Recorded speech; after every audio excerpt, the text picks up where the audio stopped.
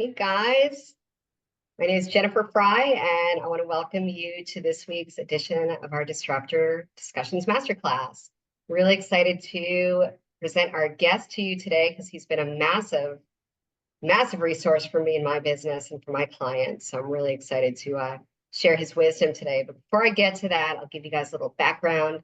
I'm the CEO of Appreciated Asset Business Solutions, where we create, build, and fill sales pipelines for industry disruptors. And we do that with a done-for-you appointment setting service, where we set new business appointments for our clients with their prospect wish list. And we do it differently in a few different ways, and really disrupt lead generation, as it is known for most people, by offering a service that's really superior to anything else on the market. So our zone of genius really lies in creating very simple, informative messaging for really complex solutions. And that's something that we really enjoy doing for our clients. Our mission is to help them grow their footprint. Our mission is to help our clients have a stage where they can really be honored for their courage to be disruptors and to stand out against all the noise in their space, with messaging that shows they deliver service that is so far superior that it's apples and oranges. There would be no one else to work with. And that's one of the things that we do that we're really proud of here. Okay, so Disruptor Discussions came about because I have met incredible people over the years. And as my business has grown and elevated, those connections have also grown and elevated, usually right around the same time. And you really see that happening with hindsight, right? We started Disruptor Discussions because I wanted to share the knowledge that I was gaining from all of these connections with my community, and then also share with anyone else out there so that they could learn more ways to bring more revenue into your business. I believe firmly that there are zero problems that more revenue cannot solve in a business. And while we bring more revenue for our clients and help them grow their businesses through our services, there's a lot of other ways to do that too. So each week we highlight a different disruptor in their field and have them come on and share their expertise with us. Before I introduce him, I'll share with you what's new with us. Some of you may have seen on social media, but I was in Charlotte Sunday night. I was unable to share this until the event Sunday night, but I was named one of the 2024 Women to Know in North Carolina. I do live in South Carolina, but that's what it was. It was something I was nominated for several months ago and went through a whole interview panel process. And it was really, really exciting to see it all come to fruition. So I will show you, this is the book. It's so pretty, but it's in black, so it's tough to see. And then here's my page, you see? Really exciting. I'm wondering if now I can say I'm a published author. Probably not. But it's been really an honor to share that honor with the other women that were nominated and honored that night, and certainly felt a little bit of imposter syndrome because there are some really impressive people on that stage. And I was just really excited and humbled to be able to share it with them. All right. I'm going to hand things over to Mike in a minute. Mike Pfister and I met through networking probably about a year ago, maybe a little bit longer, and immediately had connection because there was a lot of synergies in our businesses. We were kind of obvious power partners for each other. But what really blew me away about Mike is that he, within his role for the company that he's with, he really takes it way far above and beyond. Most of the time when you meet someone who is in sales, they are pretty transactional in their approach. And Mike is really the exact opposite, in that he builds relationships and really invests in those relationships and helping them develop to create valuable interactions consistently. So I appreciate that about him so very much. And I've learned so much from him about how to use tools to help grow the revenue in my own business. So I wanted to bring him on here. I'm going to go ahead and read this to you.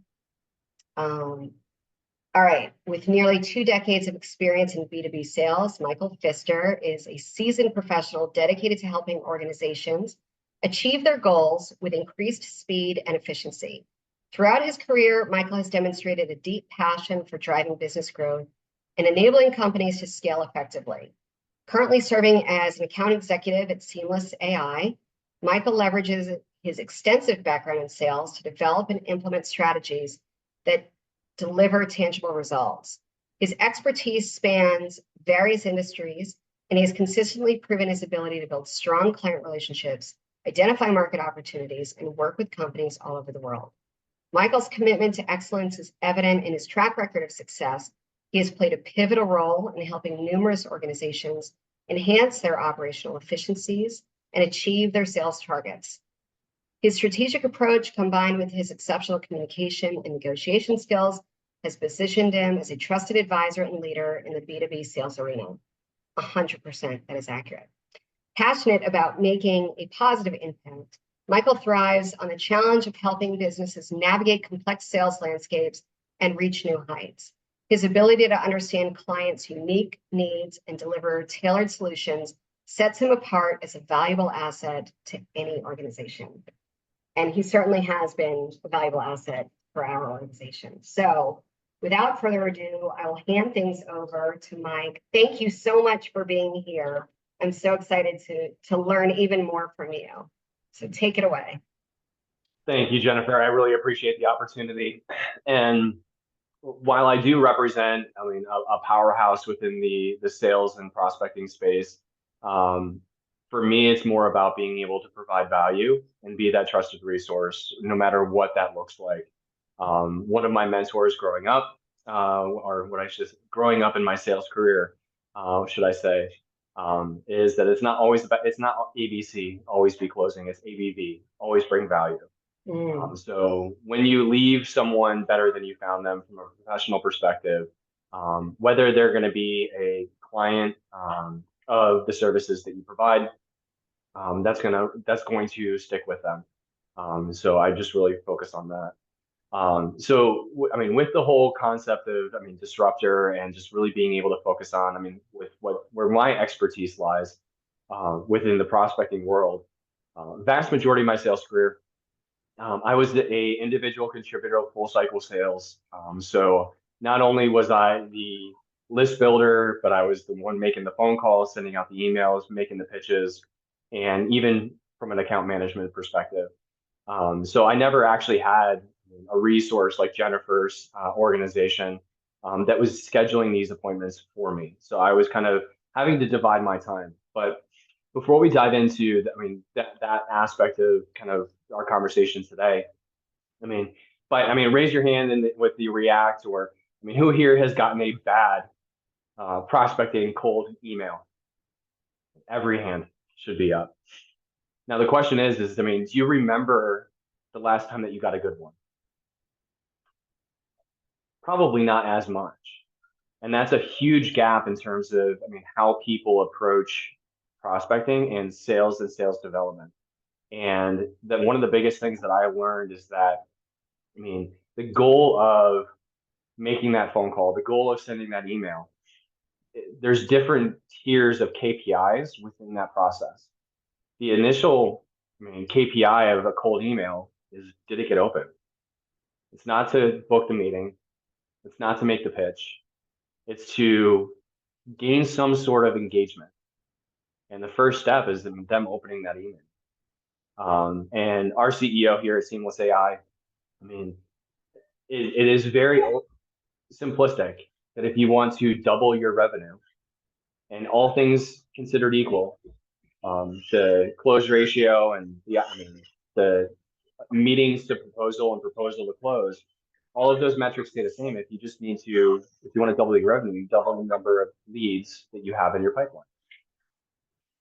My background being that I was full cycle sales, I was doing all of this manually. I didn't have tools at my disposal.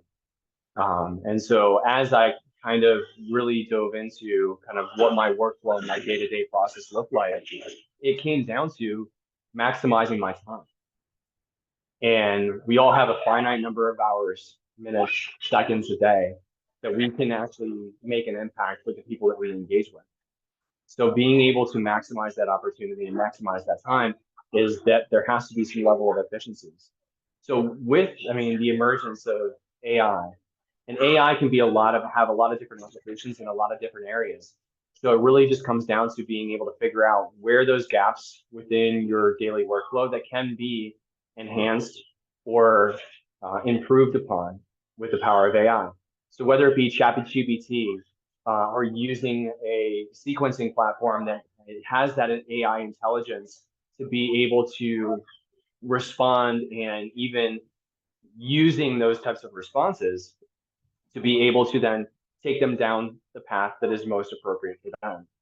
I'm reminded of, I mean, books that I grew up reading. I mean, Choose Your Own Adventure. It's almost like that. So as AI continues to develop and continues to become more readily available in different aspects of business, it's not a question of is AI going to replace jobs. It's a question of, I mean, how are you going to be able to maximize it to be able to provide value to the people that you're working with. So when it comes to what I do professionally, and this is not going to be a pitch or a feature dump in terms of Seamless, but it comes down to is you could have the best process on the back end, but that process is only going to be as successful as the data that goes into it. And so leveraging Seamless AI is about being able to build that prospecting list and having real-time data. That's just one component of what that is. So when it comes to kind of how I coach my clients is that it's going to be a wide vast of use cases and business applications. It can be from a client success perspective, being able to make sure that the people that they have in their CRM, if they change jobs, being able to track those champions, track those people proactively versus reactively. It could be an SDR that needs to build a target list of a target persona, and being able to do that easily without taking away from revenue generating activity and being able to maximize that. So if I wanted to find, and spelling matters, Mike, so my apologies there. If I wanted to find key contacts at a specific organization from an ABM strategy that I wanted to find, and I want to find all of the personas that are in, wrong section, there we go. So VP, director, manager level within the sales and marketing at the organization. I have the ability to be able to do that research in real time. I actually used this as an example in a previous call earlier today. But I can now get real-time validated email addresses, and then from there, take it to another process from there, whether it be a CRM internally or a sequencing tool, or even using ChatGPT to be able to craft unique messages to these individual contacts at that organization. So with that said, I love being able to provide the value that I do to my clients. And a lot of the people I work with are not big companies. They're solopreneurs. They're someone who has a great idea and they're pre-revenue and they're looking to be able to make a pitch to a VC firm, but they need to know what their total addressable market looks like. And being able to provide that efficiently without, I mean, a massive expense is huge. And also providing the coaching and resources in terms of messaging and what strategies have worked well for me in my career. I'm a dad. I have 4 kids under the 10 and under. So dad jokes and humor are part of my process. And so being able to leverage that and be human in my communications, I use a lot of jokes in my outreach. I use a lot of jokes in the conversations that I have on a daily basis to really be able to humanize this whole process. Because automation is great, but at the end of the day, if the person on the other end receiving that automation doesn't feel like that was personalized to them, you've lost. So that said, Jennifer, that's what I have. I try to keep things simple. I try to keep things very concise, because ultimately it comes down to having these conversations on a daily basis. Absolutely. Thank you so much. So you guys, if you have questions, please put them in the chat. There are a couple things that you went through that I really want to kind of circle back on. So you were talking about good outreach, and just before we went live, we were talking about an example of really bad outreach that you received. So I'm throwing you under the bus, and I'm going to ask you to tell that story because it's so true. But I think we always want to remember when we are doing outreach about having value proposition versus shock value. There's so many gimmicky things out there, and as Mike will share with you, they can go horribly wrong. So you want to get noticed, but it has to be authentic. So Yeah. tell us. Yeah, so this was I mean, we've all gotten these, the blind LinkedIn in mails that hit our inbox on LinkedIn. And I'm not going to say anyone's name or the company or anything like that, but it says, "Hey, Michael, I came across your profile searching for B2B lead gen. I hacked into your Google Calendar and saw it was devoid of meetings. Just kidding. Are you interested in reaching thousands of new prospects per day? Asking because I do cold email setups for free." So, I mean, it's easy to be able to just disregard and, I mean, decline and then move on. But I really wanted to be able to take this opportunity to, I mean, to coach this individual because they're one of the founders. So I replied back and I said, from one sales pro to another, as I was skimming your message, as most do, I didn't even see the kidding part about you hacking my calendar. I would strongly advise that you eliminate that from your messaging. Um, and it just really shows in terms of how prospecting gone bad can have ripple effects. Yeah. And so, yeah, that was the bad story from recent news that I Yeah. received. I mean, and I'm all about using humor. And so I'm not so much with dad jokes. I tend to be a little more on the snarky side. I'm all about showing up authentically as yourself. But this thing that people are doing to kind of trick you into reading the message, it's such a turnoff. And then the other thing that I get a lot, and I'm sure you've seen this, I get people reaching out to me to set appointments for us. And I'm like, and I get that through emails and LinkedIn, and then sometimes a cold call. And I'm like, well, did you look at what we do before you reached out? Because what a waste of time. What a waste of Audience awareness. Yeah, 100%.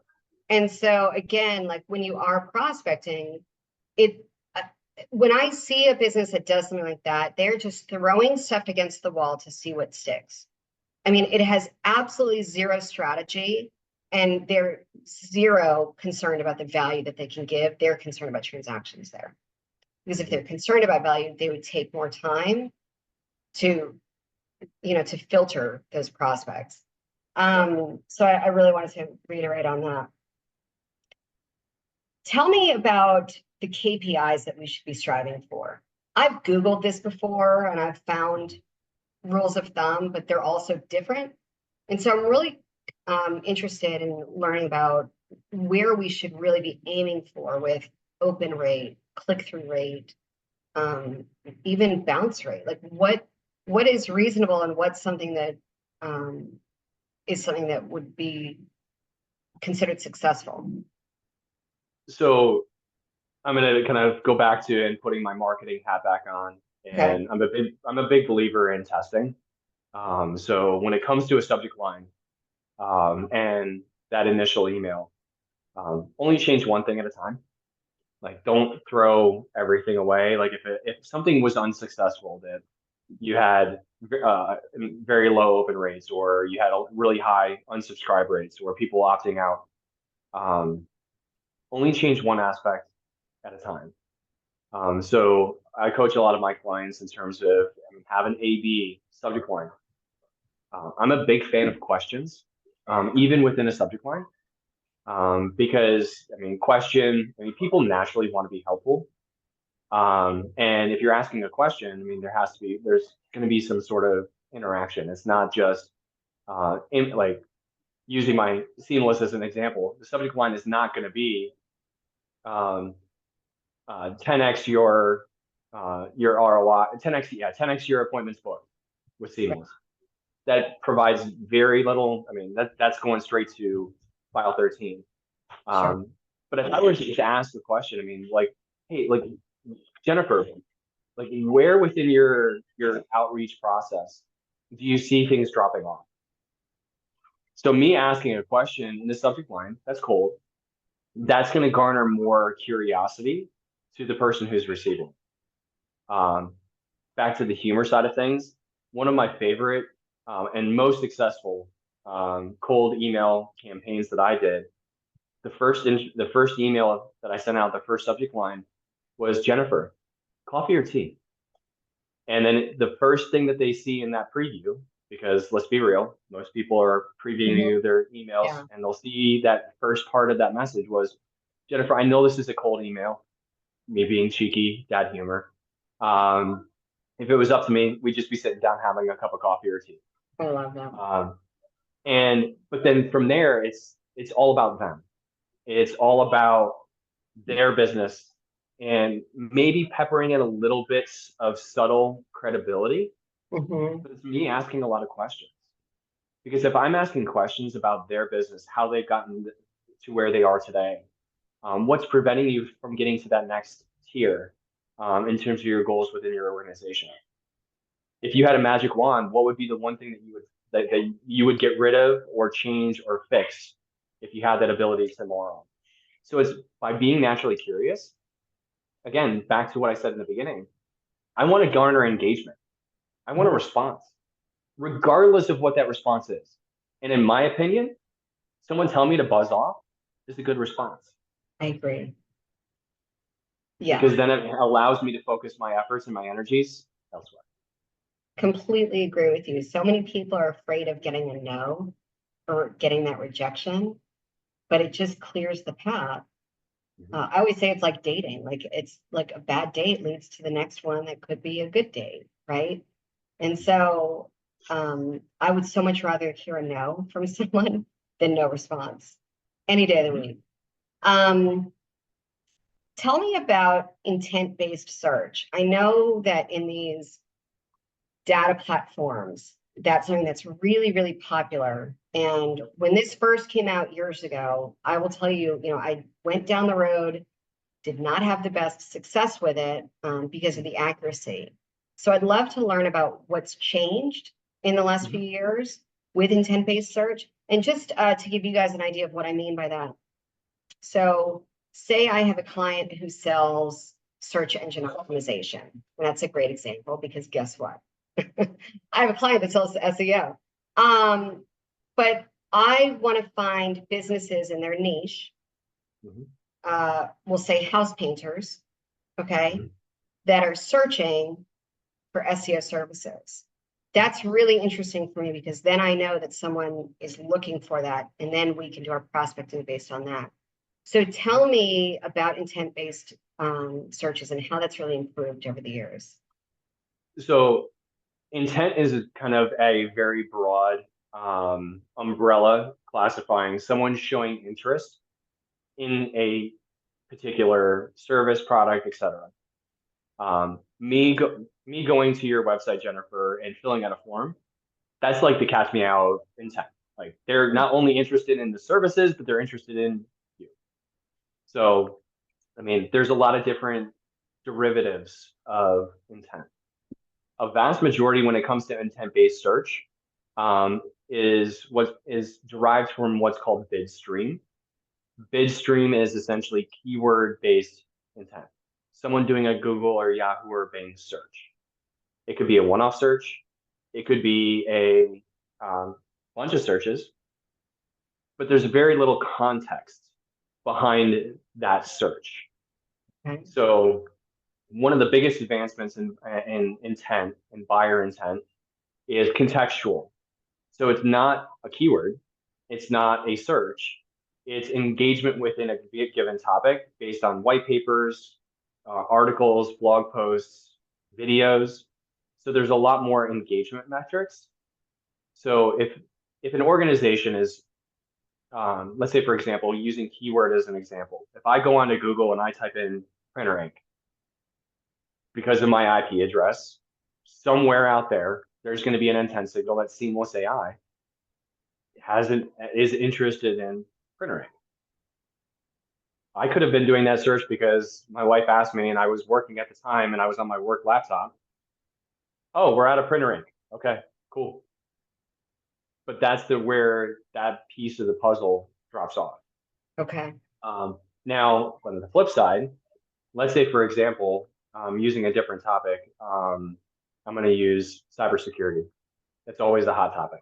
Mm-hmm. So if an organization that historically has not consumed a lot of content around cybersecurity or cybersecurity threats or cybersecurity protection, and they start reading, like as an organization, they're consuming a lot more content and they're actually engaging with that content more readily. That's a completely different perspective on buyer intent because it's frequency, it's volume, and it's engagement metrics that they're tracking. So that's going to give you less companies that are showing intent, but that's by design. I much rather have 25 companies from an intent perspective than 2,500. Mm-hmm. Yeah, 2,500 does me absolutely nothing. absolutely. I agree with you. That's about getting really, really specific and highly targeted, right? Mhm. Again, that takes you away of the scenario of just throwing a bunch of stuff at the wall to see what sticks. Because 25, you can do direct outreach, no problem.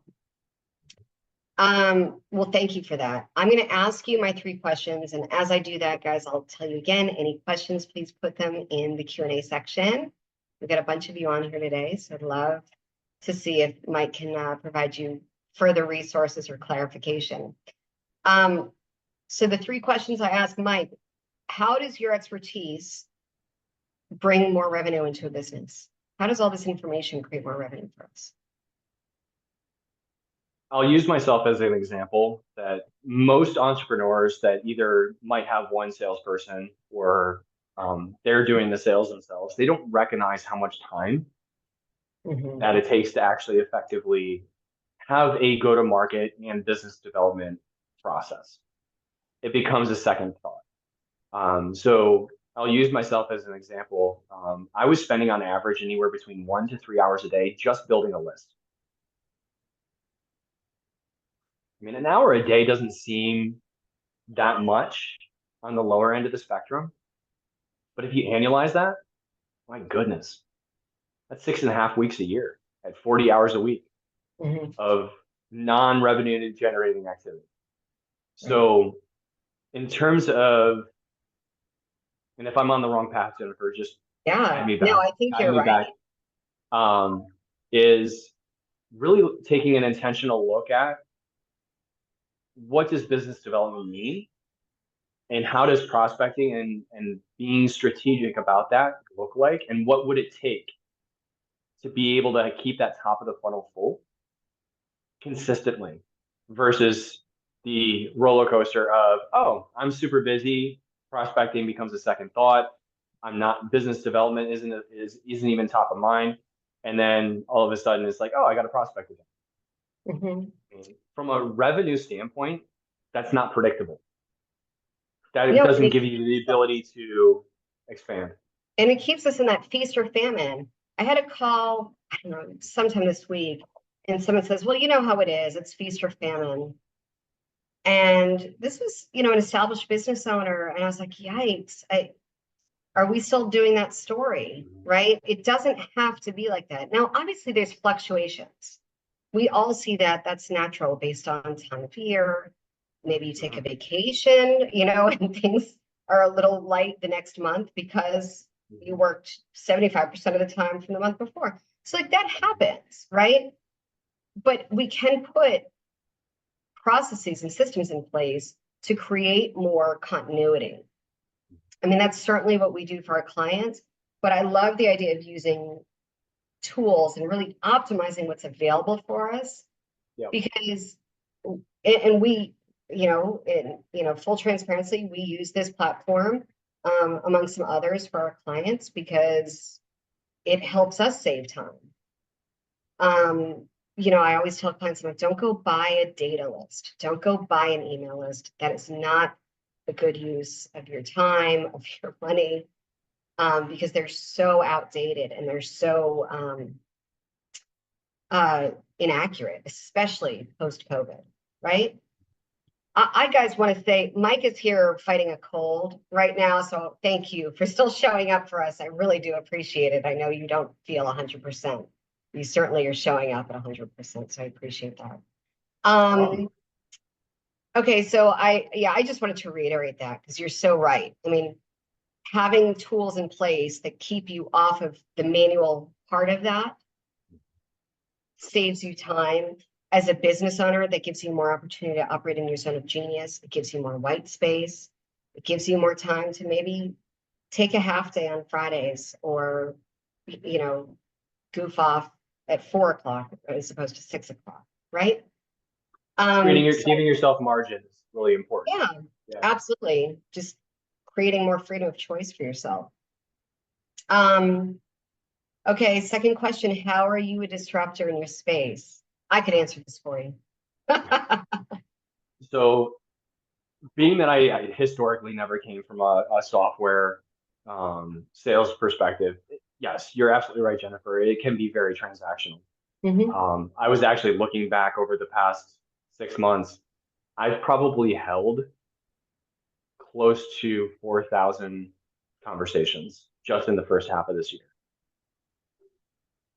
So, I mean, and that's where my efficiency for my clients and for the people I'm in front of is getting to reality quickly. How are you doing something now? Where's your biggest pain point? Is there a gap that you're trying to fill or supplement against? And is this and ultimately being able to determine with them, not for them, that Mhm. we are a good fit or we're not. And I'd much rather help them get to that we're not because it's going to save them time. It's going to save them effort. And if I have a good instinct in terms of the conversation within 15, 20 minutes, I'll be completely honest and say, hey, we're not going to help you solve this problem. Yeah. And that's refreshing because most transactional, I mean, sales and software and SaaS and stuff like that is they'll try to find a way and Mhm. they'll feature dump every aspect of the platform, just hoping something that's going to stick. Right. Um, and ultimately, it's going to relate. It's going to end up in a bad user experience. It's not going to solve the problem to the expectations that they were hoping it would. So that's that piece there. Um, in terms of being able to be that trusted resource, all of my clients have my cell phone number. Mhm. Um, I don't respond immediately based on my schedule, Because but you're they in have access. 2,000 meetings. 4,000. Yeah, 4,000 meetings in 6 months. Yeah, do the math. Um, but in terms of being able to disrupt, even from a mentality perspective, so many people have this kind of like boiler room mentality thought process that cold calling is no longer necessary because that's the experience that they had. Mhm. But in the grand scheme of things, I mean, what a better way to be able to have a meaningful business conversation than picking up the phone and calling. Mhm. So it's getting people to think differently about prospecting and think differently about business development and think differently about data is where I really think that I do the greatest amount of disrupting, so to speak. Yes, Seamless is a disruptor in and of itself. Um, but how do I take that mentality and provide that resource to my clients as well? Yeah, and I'll give you this endorsement because we work with a few different platforms. We're pretty tech light here. I always say we're like dinosaurs crossed with unicorns. Because I do a lot of things old school. We reach out with cold calling, right? But we use tools to do so. But with that said, of the tech stack that I have, you are one of the only platforms that we utilize that I can call you directly. I don't have to go through a chat bot. I don't have to email support at. I have a real human, and then there's a account rep, Client success. client Yeah. success also. So like there's two people that you can reach. Like you guys are so high touch for being high tech that it's really, really refreshing. Like there's humans behind the service, which I really love. So I'll just give you that endorsement. What other tools should we be looking at? What other ways can we kind of create more automation? Without, you don't have to So name them, but you know, like what no, other I mean, tools? sequencing tools that just do that. Like I'm a big believer in best in class. I'm not a fan of jack of all, master of none. Because there are tools out there that do a lot of things, but at the end of the day, do they do everything with excellence? And most likely the answer is going to be no. Okay. So even here within Seamless, I mean, we use a calling application for our SDRs so they can do batch calling. They have sequencing tools. I mean, there's so many out there. I mean, Outreach or SalesLoft, or I mean, even opportunity intelligence with Gong. I've used BombBomb Video from a video perspective. How Mhm. many meetings could someone save just by recording a quick video to a question versus having to hop on a Zoom or actually schedule a face-to-face meeting where they can address that quick question with Mhm. some visual aspect to it. Um, I use Loom. Woodpecker, Sorry yeah, to interrupt. Loom, I use yeah, Loom for that, and it's phenomenal. Yeah. yeah. Go- I've used BombBomb, I've used Vidyard, I've used Loom. Um, I even use VidU, which is actually a way to make GIFs, customized GIFs. So again, there's so many different platforms out there. Obviously, you have to pick one that's going to solve the problem versus just getting some tech because it's cool, it's new, it's flashy. Um, how is this going to impact your efficiency on a daily basis? Sure. And I think video is huge. If you're not using video, yeah, good luck. It's such a hurdle that I need to get past. Again, because it's new for me, it's uncomfortable. And it's one of those things, it's like, it's such a great indicator that it is something that I need to jump into because the more you do it, the less new it is. And so the less uncomfortable it gets, right? Yeah. Um, so I have been diving in a little bit, but thank you for the reminder to do more. So with that said, um, I've been using short like snippet videos and stuff like that through various different platforms for, oh gosh, almost 5 years. Mhm. I don't re-record. Okay. It took me some time to get there, but now I don't re-record. Why? It doesn't have to be perfect. Yeah. I think Like, people appreciate humanness, right? mhm, They don't need perfection. They don't need a bot. They don't need it done by AI. They want to see someone's human. I mhm. always tell my callers that when they're on the phone, I'm like, look, you mess up. You just go, yikes, I'm going to try that one again. Whoops, too much coffee this morning. Let's give another go at that. People can appreciate that when you're vulnerable and authentic. Mhm. And I think you're right with video as well. It's the same kind of thing. It doesn't have to be perfect. I think that's the holdup for me. Mhm. And trust me, if you saw my desk, you would know I'm not a perfectionist. But it's really, it's a bit daunting to put something out there in that way. So, but it's important to do. And all right, I'm going to commit to you that I'll do it. Last question, and you guys, we get the best comments and feedback and thank yous when I get this question answered every week. So this is a really important one.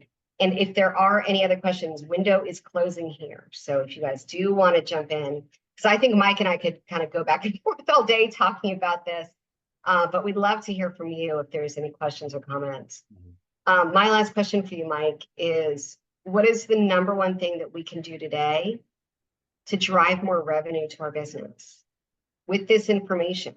What can we try today? So based on our conversation so far, I think I mean, try something different.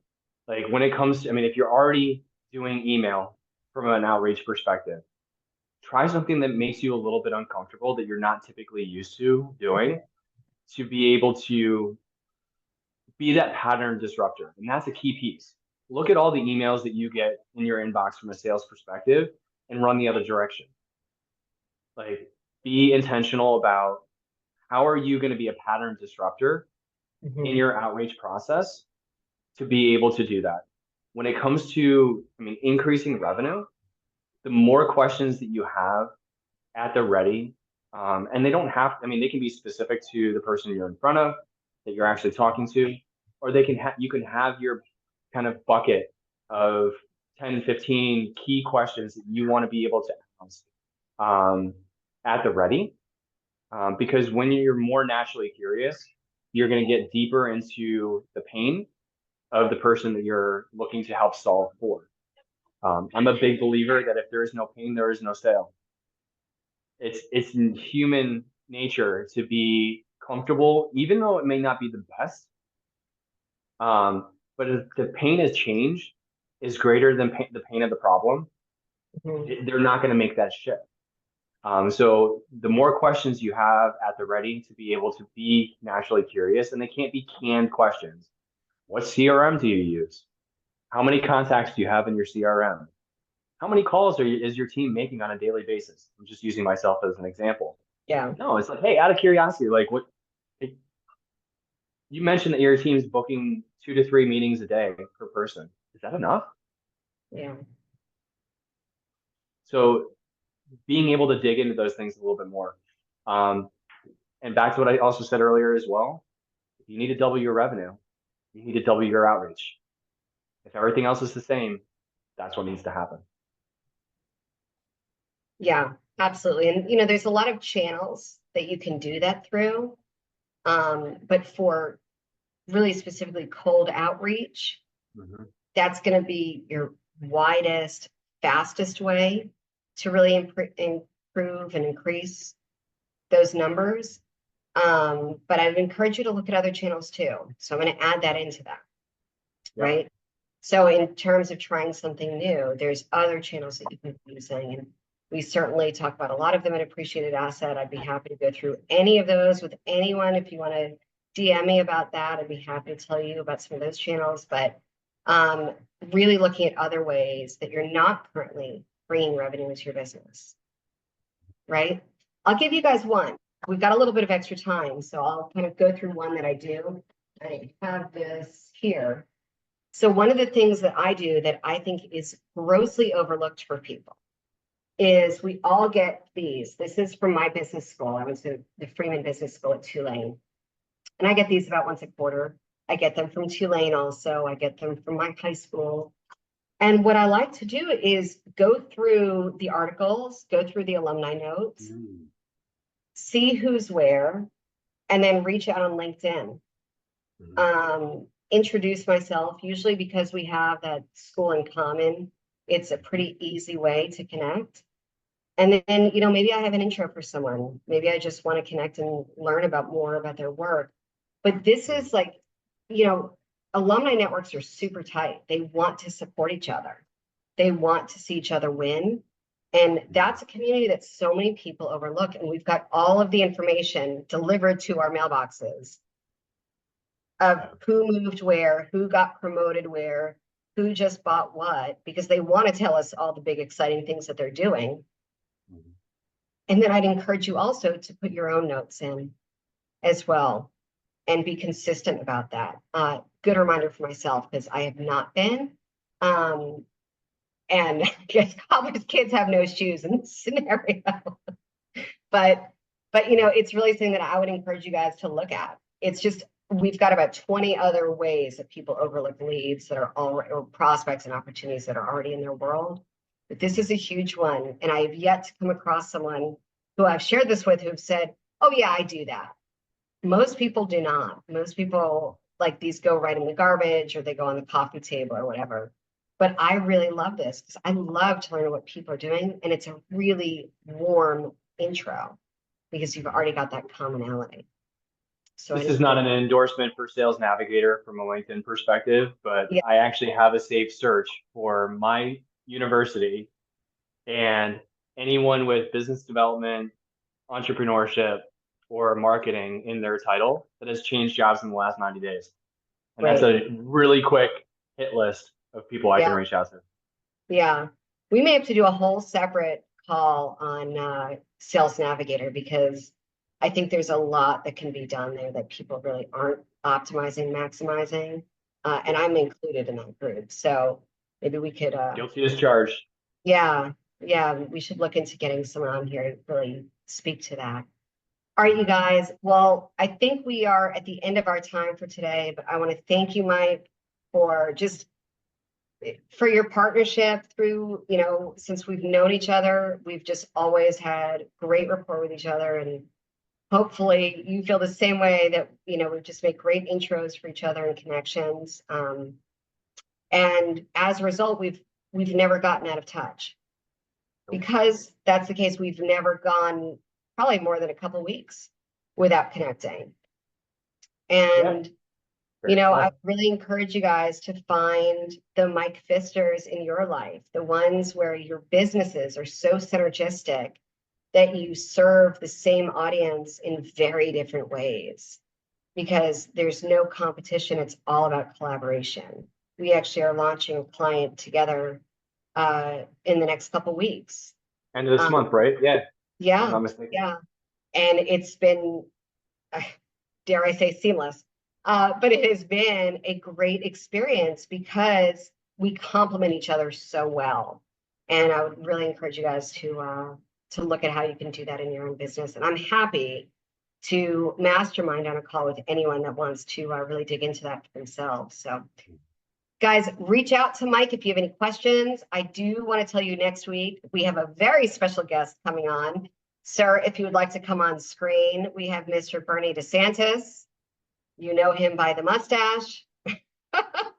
Bernie has been my producer for the Disruptor discussion since the very beginning. Would not have been able to do any of this without him.